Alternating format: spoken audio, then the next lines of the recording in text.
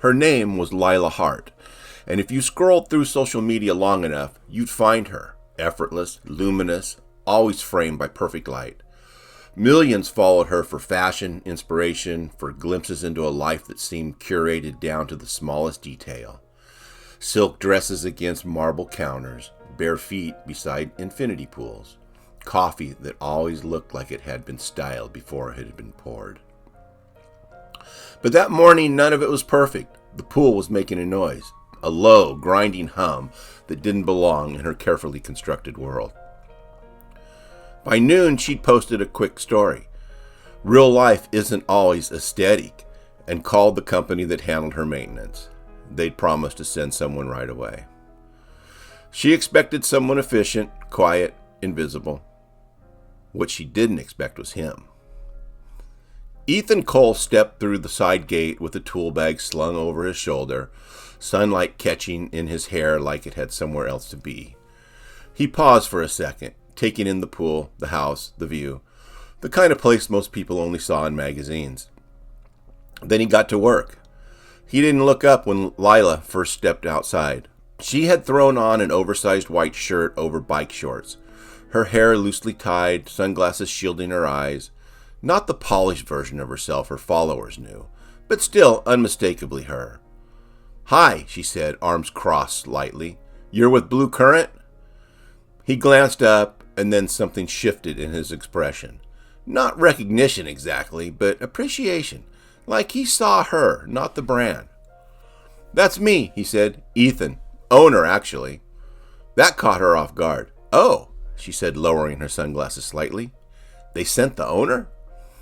He smiled, easy and warm. "They sent the guy who didn't trust anyone else to fix this right."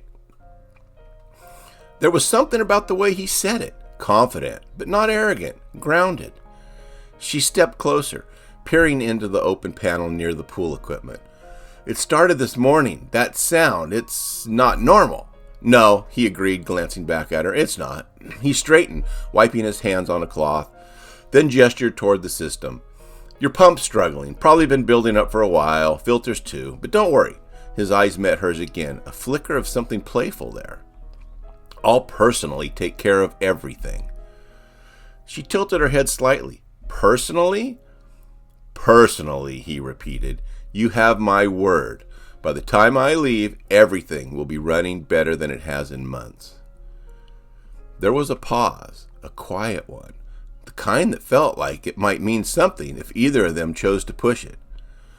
Lila smiled slowly. "You sound very sure of yourself." "I am," he said, then just a little softer. "About this, at least." She laughed, and it surprised her how natural it felt. An hour later, the noise had softened to a manageable hum, and Ethan had moved through the system like he understood it instinctively. Lila had gone inside, tried to answer emails, tried to focus, but found herself drifting back toward the window, watching him. There was something about competence, about someone being good at what they did without needing to perform it. Eventually, she gave in. She stepped back outside. "Hey, when you're done, would you mind looking at something else?" He glanced up, eyebrow raised slightly. "Depends. Pool-related?" She hesitated, then smiled. "Kitchen-related."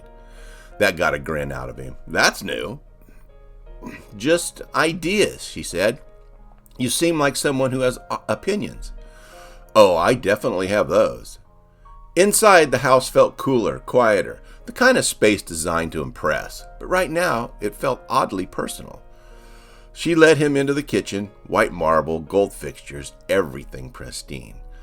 "I'm thinking of changing it," she said, leaning against the counter. "Something warmer, less staged." Ethan looked around slowly, thoughtfully. "Right now it looks like no one actually lives here," he said. She blinked. "That's honest." "You asked for my opinions." She smiled faintly. Do you always give them like that?" "Only when I think someone can handle it." Their eyes met again. There it was, that same quiet tension from outside, only closer now. He stepped toward the counter, running his hand lightly along the edge. "If it were me," he said, "I'd add contrast, wood tones, something that feels real, imperfect even." Imperfect, she repeated, watching him more than the kitchen. Yeah, he said, glancing back at her. Perfect gets boring. She let out a soft breath. I've built a career on perfect. Doesn't mean that you have to live in it. The words landed deeper than either of them expected. For a moment, neither spoke. Then Lila pushed herself off the counter. Well, she said lightly, though her voice had changed just slightly, I'm going upstairs. Ethan didn't move. She met his eyes. You should probably follow, she added. A beat passed, then another, and then he did.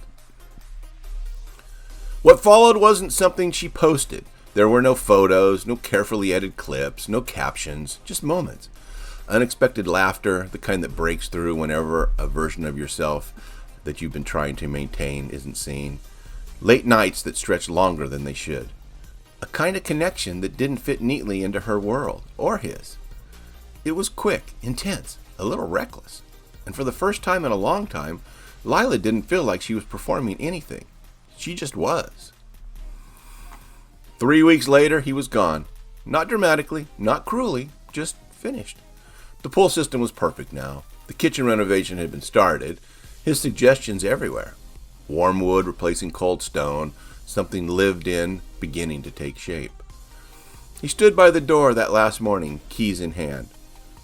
So, that's it? She asked, arms folded, though her voice wasn't as steady as she wanted. For the work? He said. Yeah. And everything else? He hesitated. Then smiled. Not the playful one she'd come to expect, but something quieter. That was never part of the contract. She let a small, almost disbelieving laugh. You're serious?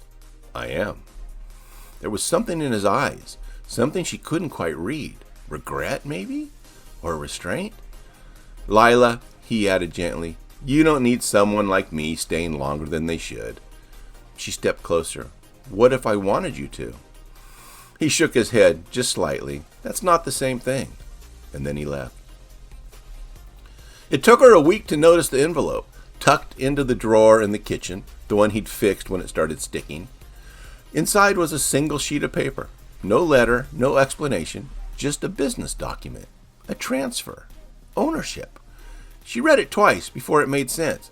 Blue Current Pool Services. Signed over. To her. In the bottom, the handwriting that she recognized said, I thought you might want something real to build. For the first time in years, Lila didn't reach for her phone. Didn't think about posting. Didn't think about how anything looked. She just stood there, in a kitchen that was no longer perfect, holding something she didn't fully understand. Something unfinished. Something real. And somewhere she knew. This wasn't the end of the story. It was the part where it actually began.